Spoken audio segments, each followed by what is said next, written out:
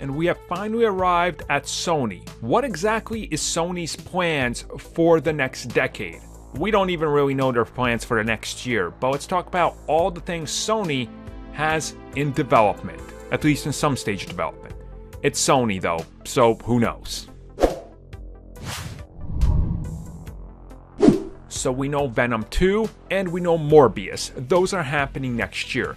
Beyond that, there's a lot of question marks. So let's get into exactly what Sony's doing and thinking. So first and foremost, The Amazing Spider-Man. This has been something that's been rumored off and on in the last year and a half really. Sony seems to be trying to really cater to fans, to listen to fans, and there's a lot of people that love The Amazing Spider-Man that felt like that series was treated unfairly.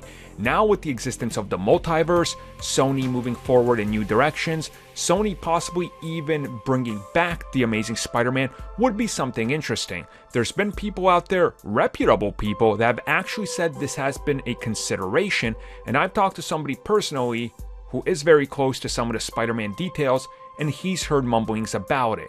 Andrew Garfield has talked to Sony recently about working with them again. We don't know if it's going to be for something else or if they're doing it as an apology, and he is as well, but things could go this way, and honestly, if that happens, that's pretty impressive and good on Sony. Silver Sable, this character has been in some sort of active development over at Sony for some time. They're looking to approach it like their Black Widow. This could work. Apparently, it might be set in the Venom verse. There was a mention of her father as an Easter egg in Venom 1, so this is something that could happen.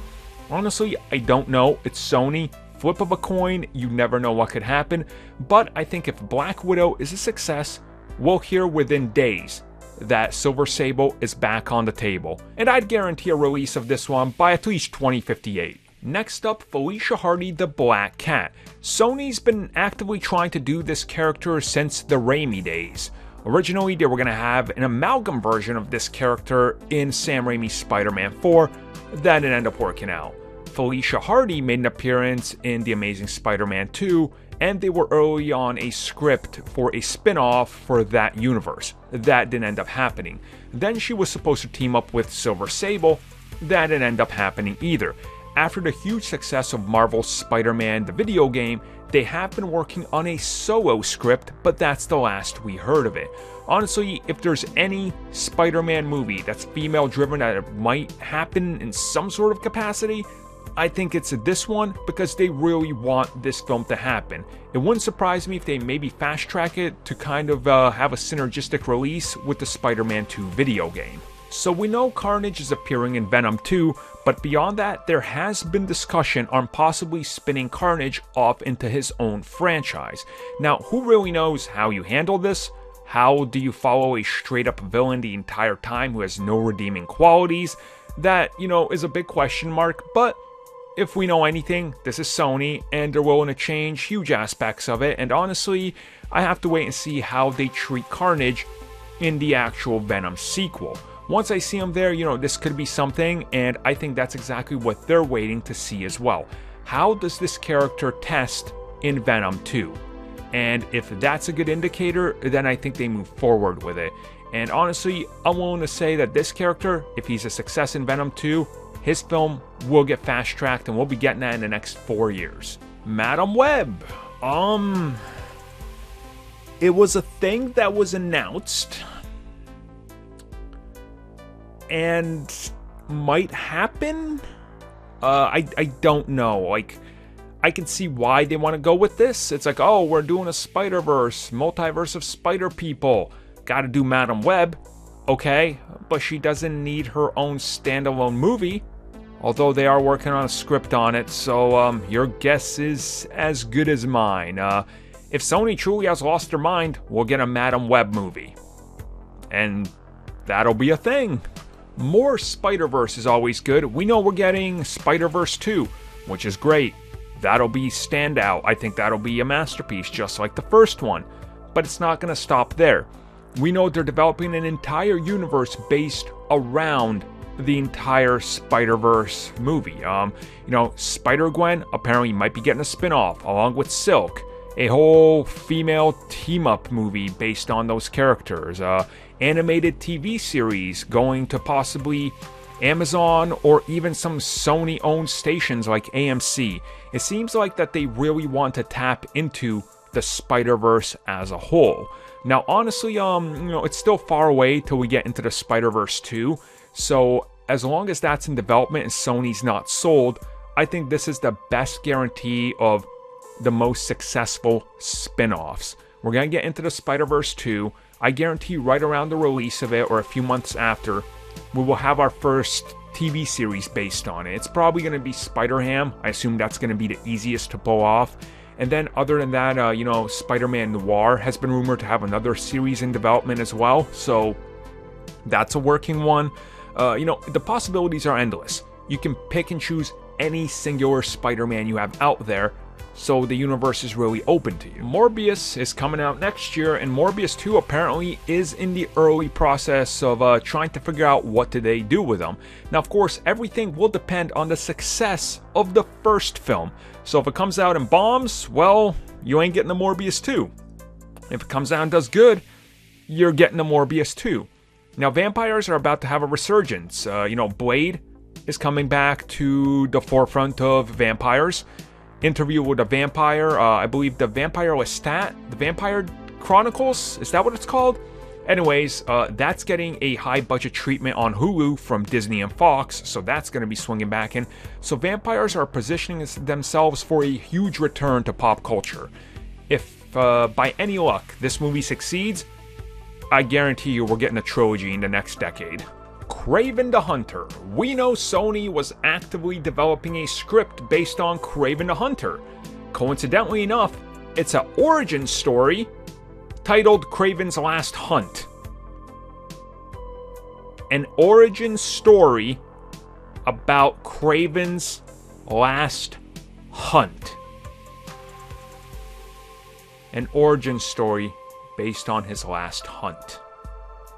Mysterio. Yeah, you guys probably forgot about this one. Yeah, Sony's actively working on a Mysterio script that would be set in their Venom-verse / whatever Spider-Man ends up doing their universe. This is something that's happening. It would not be Jake Gyllenhaal's Mysterio. Instead, this would be a villain origin story about Mysterio in that universe. That's all you need to know. The Sinister Six. Sony has been trying to make this a reality since 2011. Is it gonna happen? Maybe not. It's Sony, so at the flip of a coin, things could change, but I think they really want this to happen. They always position it as their version of the Avengers, but with villains. In my mind, what I think they're saying, and I could be wrong, but I think they're saying this is our version of the Suicide Squad and the Thunderbolts. We want an entire villain team, and then we want them to fight Spider-Man. Now they got Spider-Man. And they got all the Sinister Six they can use. So, I think this one will happen. They've been working on a script for 8 years now. So, at the very best, it's at least got to be a 5 out of 10 in Sony's shoes. A possibility of Spider-Man 4. I've seen the rumors out there. I don't believe these guys. I'm sorry to break it to you. This is like the craziest Hail Mary play you could possibly ever attempt. This would be like watching WWE in hopes of Brock Lesnar wrestling more than 10 matches a year and actually wrestling full matches and not just going out there panting and sweating right after his intro. A new Spider-Man reboot. That is not happening. 100% that's not happening. Which brings us to the next film. A soft reboot of Spider-Man is happening, as Tom Holland will continue to play Spider-Man outside the MCU. He will still be the same version of Peter Parker, but they will not be allowed to mention any single thing that happened in the MCU.